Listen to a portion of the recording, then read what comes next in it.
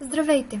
В това видео ще ви представим глога, неговото лечебно действие и някои лечебни рецепти с него, както и как се прави чай от глог.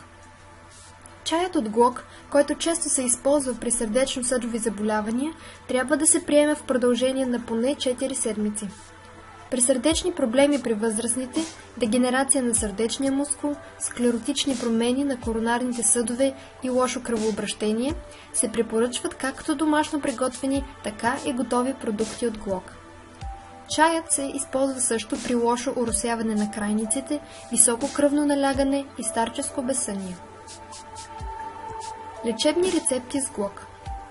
Рецепта при високо кръвно налягане. Сварете в затворен съд една супена лъжица плодове от глог в една чайна чаша вода. Да престои 2 часа върху горещ котлон, като не бива да ври. Затова се препоръчва ползването на термос. Прецедете след това и пийте по 3 супени лъжици по 3-4 пъти на ден. Рецепта на Петър Димков за хронична сърдечна недостатъчност. 80 г цвят от глог, 40 г корени от валериана, 40 г стръкове от гороцвет. Залейте 2 супени лъжици от сместа с 500 мл кипяща вода. Пийте по 3 пъти на ден преди ядене по 5 кафени чашки. Рецепта на Петър Димков за склероза и хипертония в първи или втори стадии. Залейте 4 супени лъжици цветове и листа от глог с 1 литър кипяща вода. Захлупете ги и оставете да престоят 1 час. Пийте от прецедената течност преди ядене сутрин, обед и вечер по 1 кафена чашка.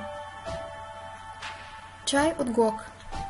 Залейте 1 чайна лъжица сушени листа и цветове от глог с 1 чайна чаша вряла вода.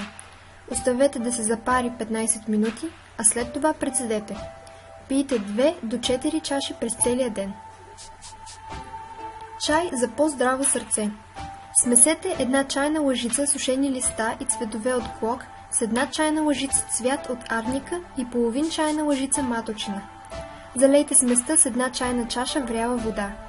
Оставете да се запари 10 минути, след това прецедете. Пийте по 2 чаши на ден. Ако видеото ви е било полезно, ще сме благодарни, ако го харесате. Поздрави от екипа на здраве-bg.eu